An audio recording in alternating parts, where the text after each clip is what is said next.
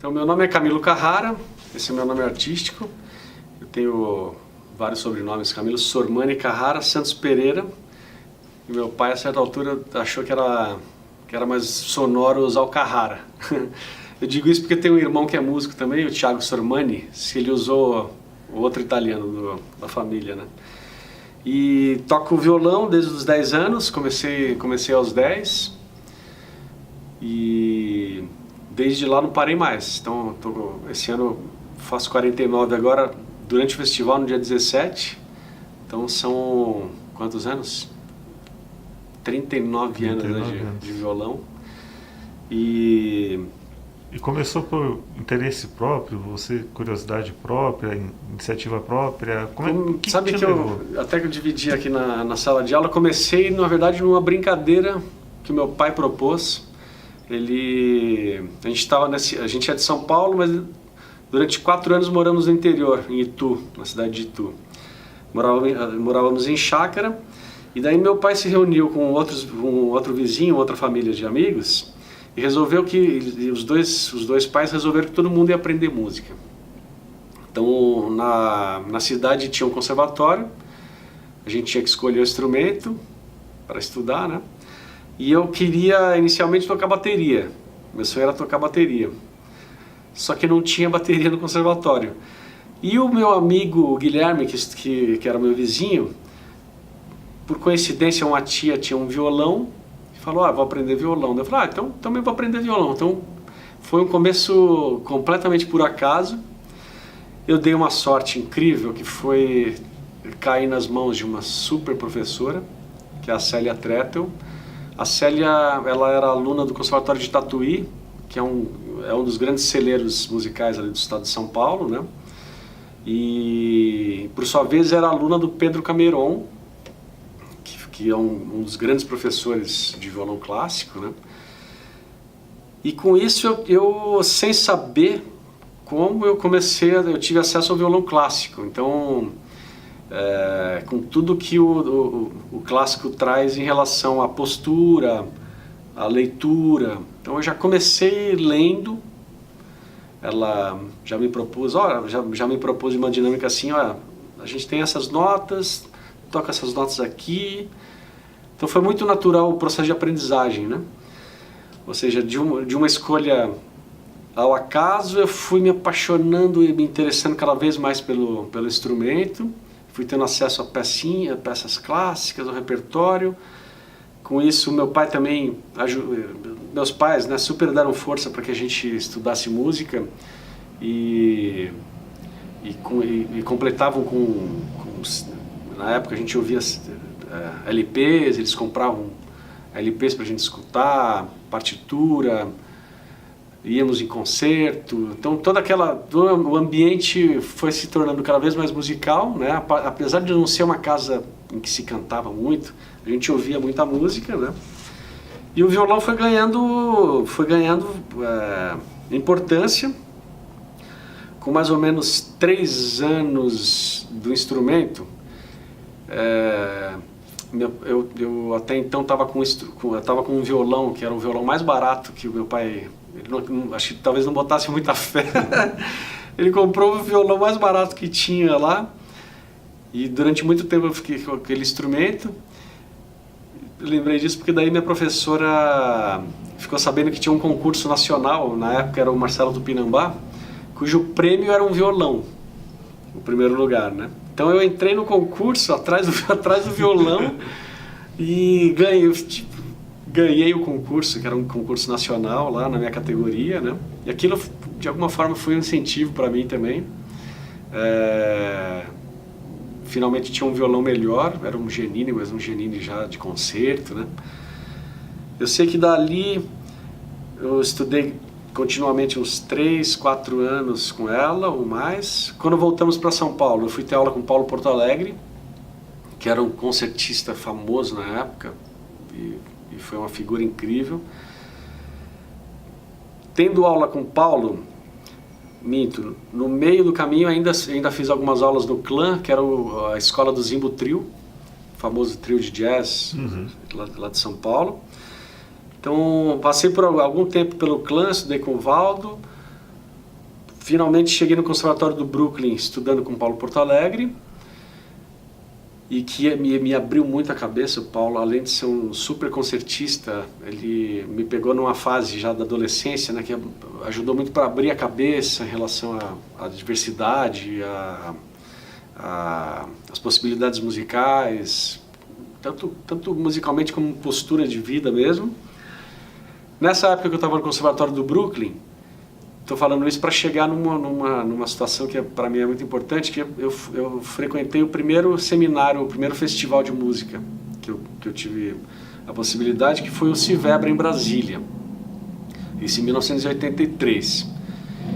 E foi nesse curso de música lá no Civebra que eu fiquei maluco com aquilo, né? Então eu lembro até hoje a atmosfera que tinha esse encontro, esse esquema da imersão musical, né? Encontrando gente. Na época era um festival internacional também, então tinha gente do mundo inteiro, muito representante aqui da América Latina, gente da Europa, enfim, realmente aglutinava muita gente. E foi ali com 15 anos que eu decidi a ser músico.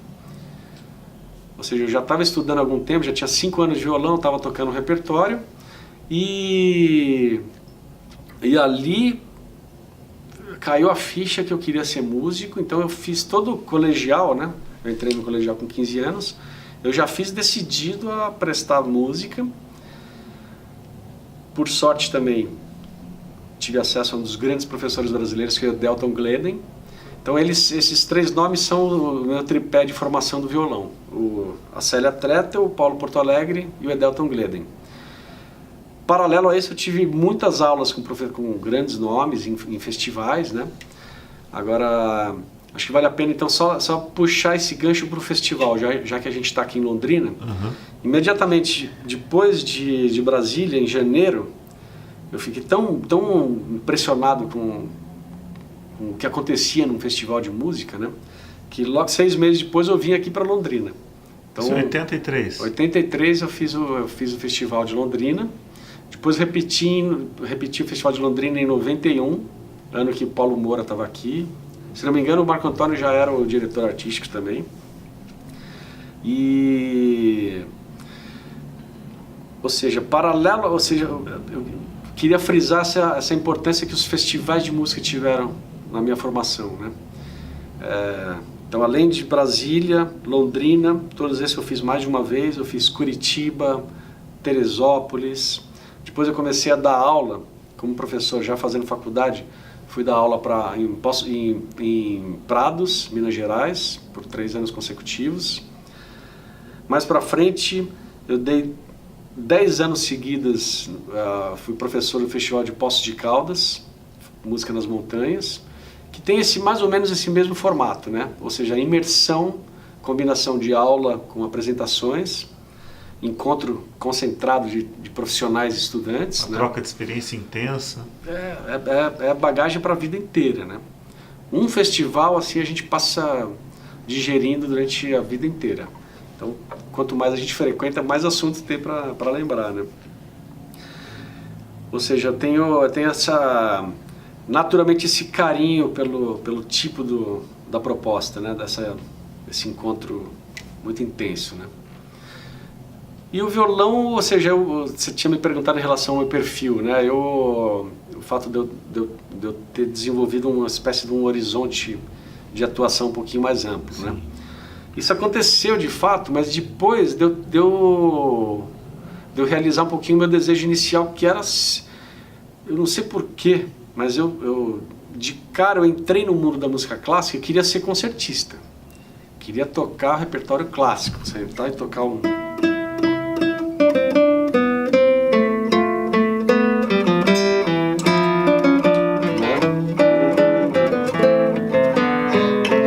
Ou seja, peças do alto repertório, grandes compositores como Bach.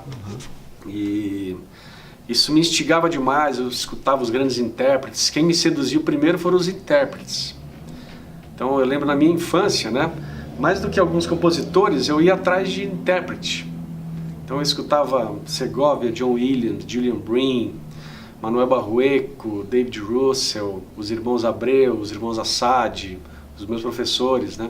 Então foi interessante que eu por meio dos intérpretes é que eu fui me ligando nos compositores, sabe? Mas tinha uma coisa assim de tocar bem o instrumento, né? Tocar valorizando as vozes, o som e assim por diante. Durante a faculdade, já na época que eu estava na USP, eu meio que tive um choque de realidade em relação ao que é realmente ter a vida dedicada para o instrumento e ser um concertista, né, profissional. Eu faço uma metáfora que assim, a ideia de que realmente pelo menos no cenário que a gente tem, o concertista é quase um atleta olímpico, né? Ou seja, a gente tem aquela coisa de uma seleção natural, assim, o atleta olímpico ele tem uma combinação de predisposição física, ou seja, ele tem um corpo próprio para atingir números recordes e assim por diante, né? O concertista, tal qual a gente concebe, né, o violonista que vai tocar o repertório de violão e orquestra, todas as suítes de Bach, essa figura é quase um atleta olímpico, ou seja, todo o preparo mental, os conteúdos, também, combinado com o preparo físico. E de repente eu comecei a me ver brigando muito, assim, eu vi que por mais que eu tivesse bem começado, que eu tivesse uma boa técnica, eu via que tinha uma distância grande para conseguir tocar as peças de alto repertório. E aquilo de alguma forma foi me frustrando. Não que eu não conseguisse, mas o que aconteceu? Isso me fez abrir uma outra frente, que foi a frente da criação. Então, só na faculdade que eu comecei a ter acesso a estímulos criativos. Então, a coisa dos professores pedirem, olha, eu quero que você me traga uma composição baseada numa série do Decafônica. Então, me traz aí, ou que seja, qualquer estímulo criativo, né? Paralelo a isso, eu tive a sorte de ser indicado pelo meu professor e começar a trabalhar com teatro. Então eu fui tocar numa peça em São Paulo, chamava-se Vila Lobos das Crianças, em que éramos músicos atores. Então eram vários músicos no palco, contracenando com atores profissionais, e foi uma experiência fantástica, né? Apesar de eu já ter tido teatro na minha formação, né, de colégio, e gostar muito do teatro, a coisa essa possibilidade de estar numa peça de teatro profissional, com atores profissionais, né, vivendo todo o ambiente da teatralidade, a importância do palco, o ritual de preparação do palco, né, me acrescentou muito como músico. E ao mesmo tempo essa é uma peça que me exigia que eu tocasse outros instrumentos. Então, além do violão, eu tocava cavaquinho e sanfona. Era bem simples, mas assim, tinha que desempenhar, cantar, tocar, né? Isso fez com que eu começasse a me interessar por outros lados, outros fazeres musicais, que não só o fato de eu ser um intérprete focado na tradição do violão clássico, né? Ou seja, isso me introduziu, foi expandido o horizonte, e eu fui me fazendo, assim, acabou que eu, consequentemente, fui entrando no mercado de trabalho, né? Tocando não só o violão, como outros instrumentos. Então, com o tempo, eu fui tocar guitarra, violão de 12 cordas, bandolim, cavaquinho, viola caipira. Junto com o instrumento, fui me introduzindo na coisa da tecnologia. Então, no começo, programas de edição de partitura, depois programas de produção musical, gravação, engenharia de som, né? Ou seja, fui abrindo o leque, né? Então sempre abrindo o leque, tanto como intérprete, tocando outros instrumentos, como com outros fazeres, né? E daí pensando na questão da composição e da improvisação. Paralelo a isso, eu sempre me interessei por pedagogia. Lá na época da faculdade comecei a dar aula. Eu demorei para dar aula, eu não me sentia preparado, né? Então eu lembro que só fui dar aula lá com 18, 19 anos. Depois eu tinha 8, 9 anos de violão e não me sentia ainda preparado para ensinar. Daí fui pegando umas dicas, as pessoas, não, ensina isso daqui, ensina aquilo. Fui dando cabeçada. Em relação a essa frente que é da pedagogia musical, depois eu tive um grande guru, que é o Ricardo Brem, que é um professor, ele é dono de uma escola incrível em São Paulo que se chama Espaço Musical, e ele foi o responsável pelo texto sobre música nos PCNs, que são os Parâmetros Curriculares Nacionais. Então ele é uma figura assim, que tem um enfoque pedagógico completamente diferente, uma figura com altas sacadas. Ele não tem muita produção acadêmica, tem esse texto que está lá nos parâmetros, né? Mas ele tem uma dinâmica na própria escola em que ele com frequência, ele junta os professores uma vez por semana, discutindo as questões pedagógicas, né? Então eu fiquei muito tempo com ele, assim, e considero que é um dos assuntos que eu mais estudei na vida, foi pedagogia musical. Então fui abrindo essas frentes, né, em relação ao Horizonte. Como intérprete, fui abrindo o repertório, ou seja, gostando de tocar tantas peças clássicas, tradicionais do violão, quanto maluquices, músicas do mundo, né? Você me lembrou, eu fiz em 2002, eu gravei um CD inteiro dedicado às músicas japonesas. Eu fiz arranjos de peças japonesas populares e tradicionais para violão solo, e continuo o trabalho de pesquisa de música do mundo, né? Gosto muito de fazer música de câmara, ou seja, a combinação do violão com outros instrumentos também. E me enveredei pela parte de criação, né?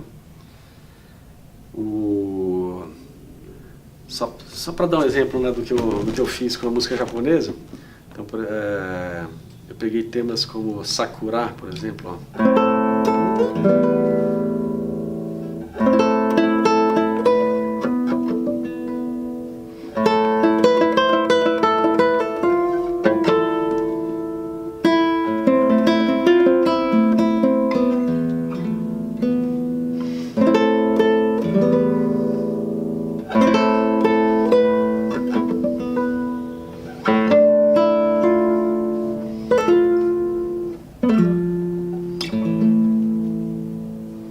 Esse é um exemplo de uma pecinha que eu arranjei. São várias peças curtinhas, né? Então, na Natsunoko, por exemplo, Os Sete Filhotes.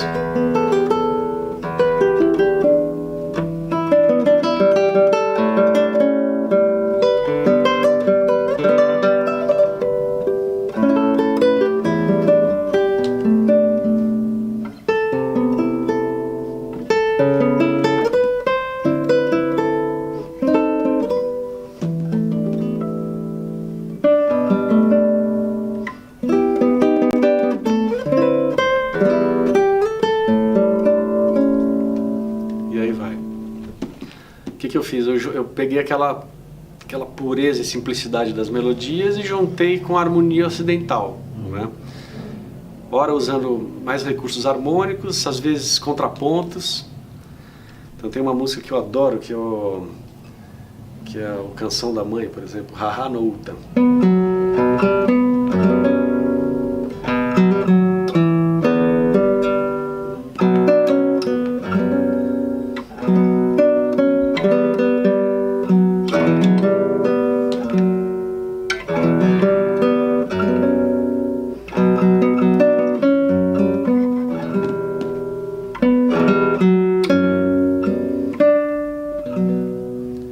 Peguei esse tema, harmonizei, e depois eu criei um contraponto, uma sobreposição de vozes.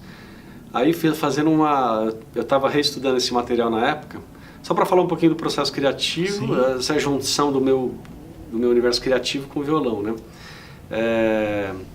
Eu vi que essa melodia ela de alguma forma cabia um tipo de cânone, um tipo de imitação. Só que daí eu falei, vou usar uma que eu aprendi recentemente. Estava reestudando contraponto. Tem uma que se chama estretto, que é uma imitação muito, muito curta. Tem uma defasagem curta no tempo, né? Então ela tem um desafio para se realizar, né? Ou seja, eu peguei a melodia,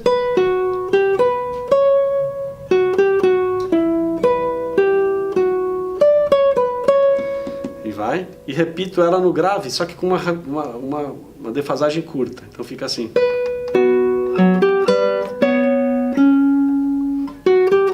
Oh, desculpa.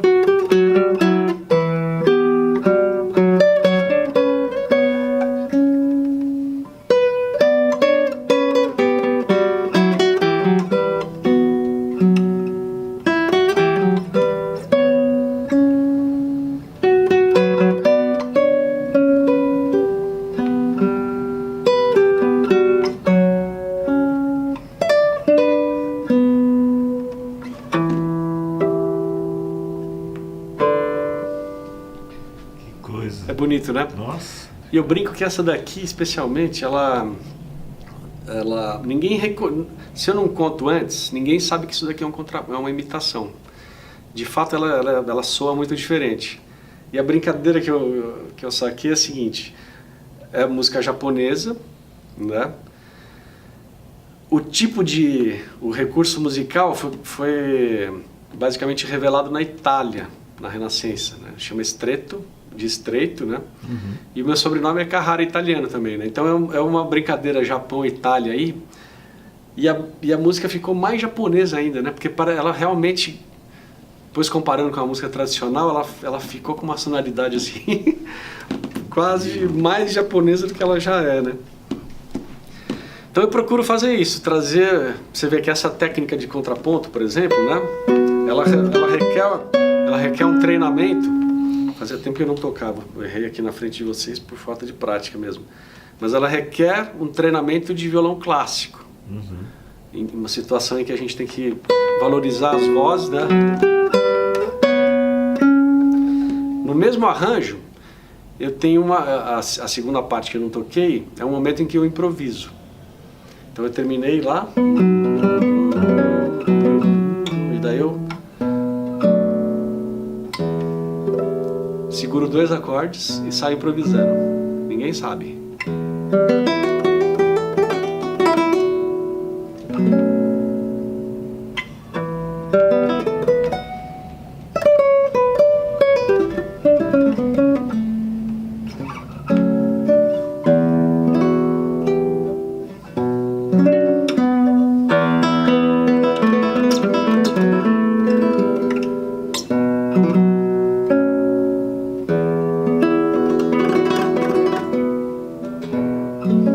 Junto com o contraponto.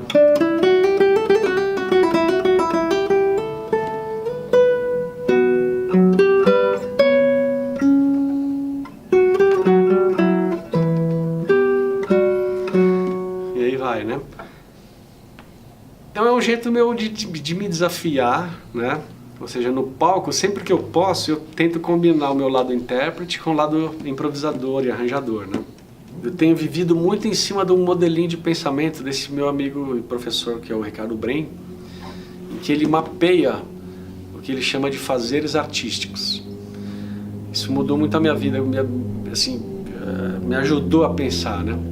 Qual que é a ideia? Eles aplicaram, ele junto com a equipe pedagógica dos PCNs, eles pegaram um pensamento que, se não me engano, você precisa dar uma pesquisada, mas eu lembro de ouvido, que é um modelo californiano de pensamento sobre o mapeamento dos fazeres artísticos, né?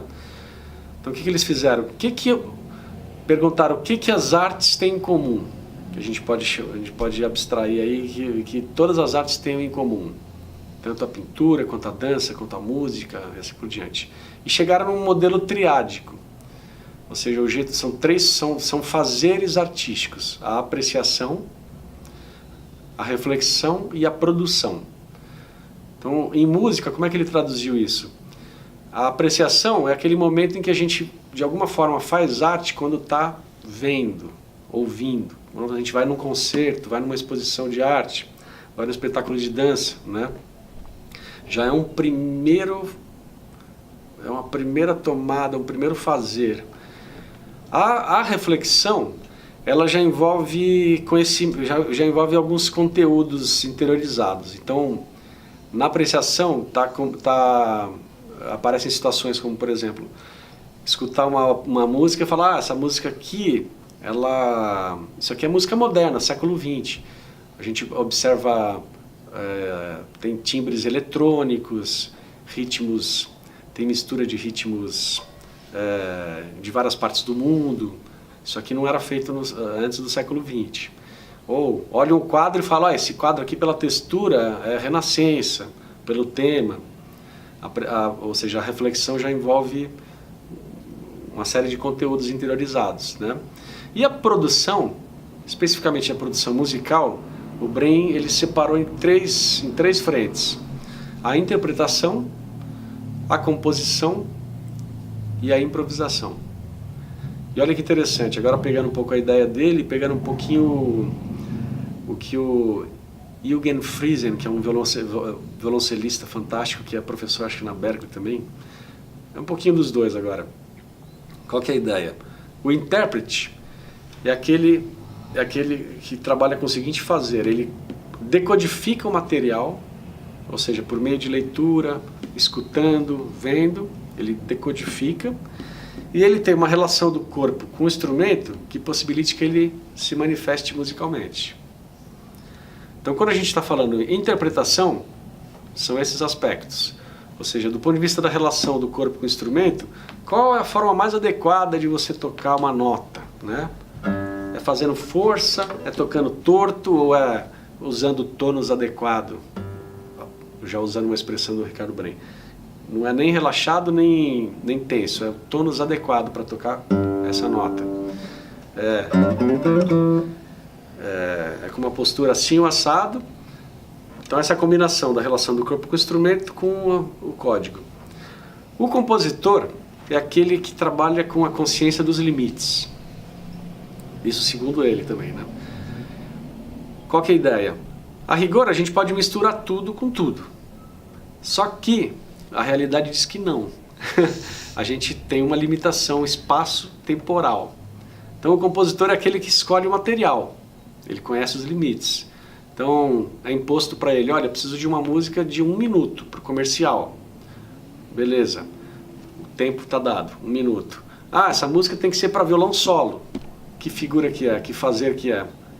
Ele, ao mesmo tempo, é compositor da própria obra e intérprete de si mesmo. Então ele junta o intérprete com o compositor no presente. Isso que é muito interessante, é um fazer que junta esses dois fazeres, quer dizer, é o terceiro fazer aí, né? Em que inclui as habilidades de ser intérprete de si próprio e compor. Saber quais são os limites, qual é o material que você vai trabalhar. E, então, toda a minha vida musical, depois que eu soube desse modelo do Brain, está pautada nesse modelo.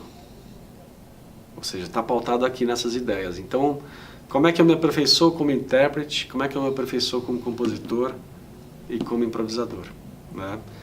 E a e realmente, assim, se fala o que você é hoje em dia, né? Eu gosto muito de improvisar, assim, a improvisação para mim é um fazer assim que eu realmente me atrai, né? Que é fazer música naquele instante. É um fazer que tem a ver com uma coisa que acho muito importante, que é um paralelo com outras áreas que tem a ver com a meditação, né? Ou seja, de todas as frentes de meditação, as definições de meditação, independente da disciplina que trate, né? Pode ser oriental, pode ser... No Oriente tem várias, né? Tem Índia, China, Japão, e aí vai, ou meditações ocidentais, né?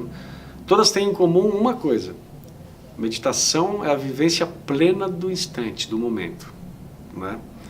E o improvisador é aquele que tem que viver plenamente o momento, né?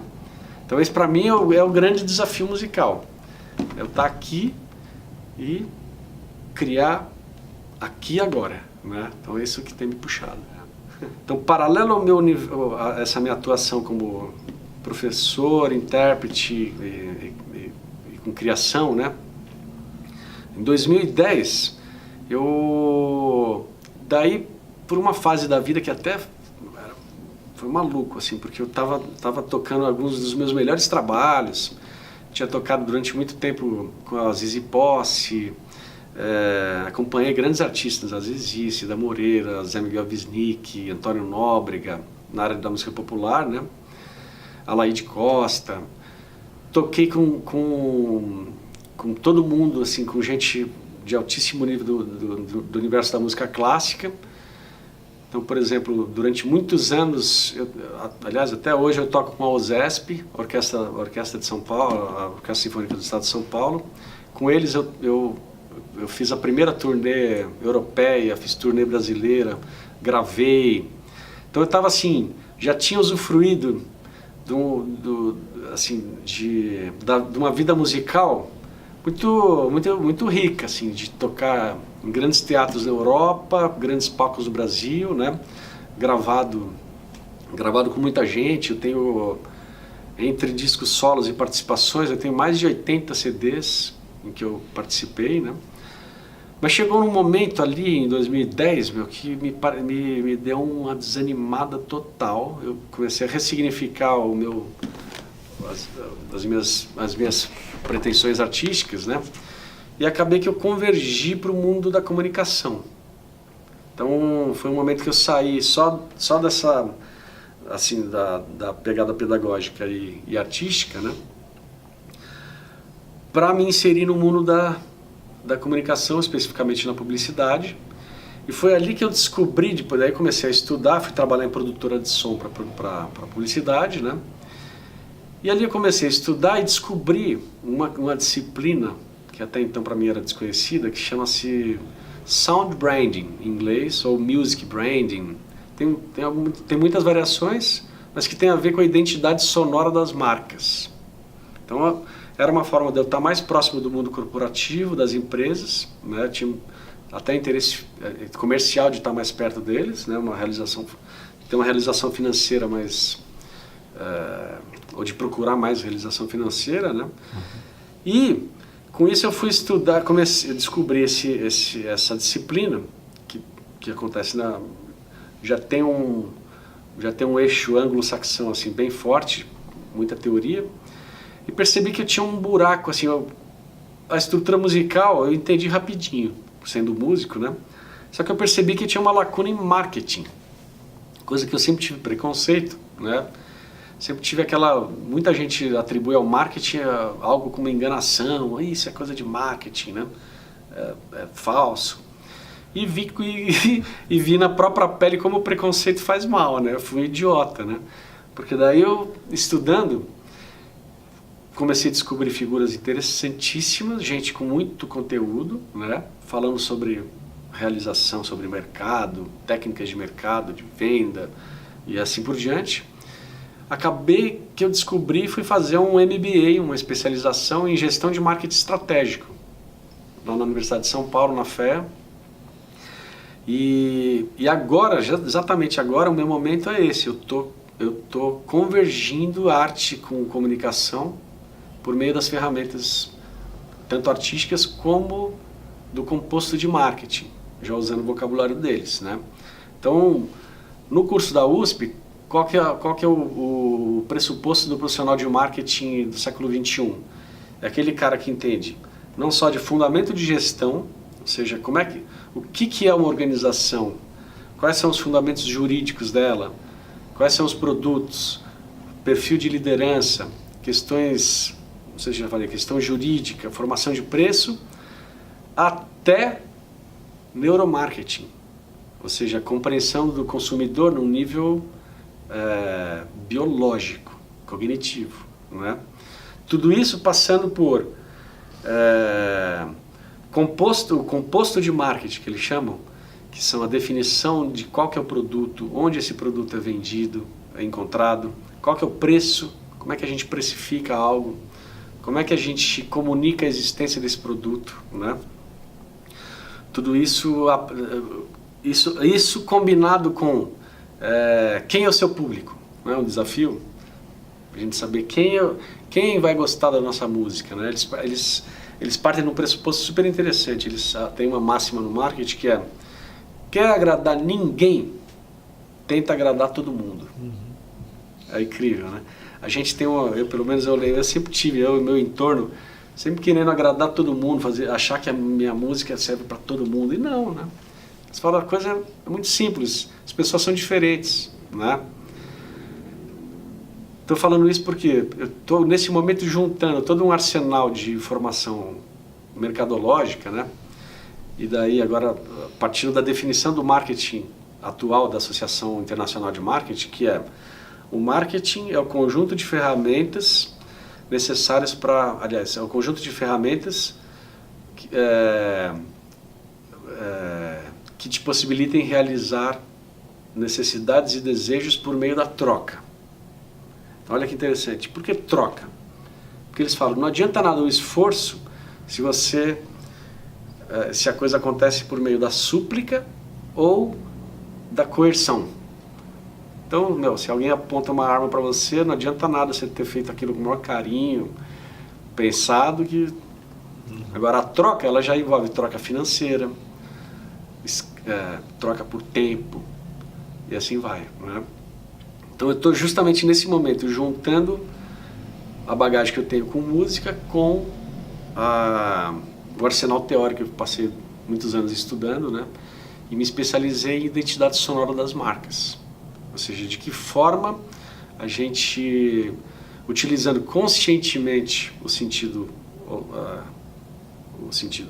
do ouvido, né, o auditivo, a gente pode interferir nas organizações, né? Então eu medi isso com pesquisa. E agora eu estou dando consultoria, estou nessa área aí que é mais uma frente.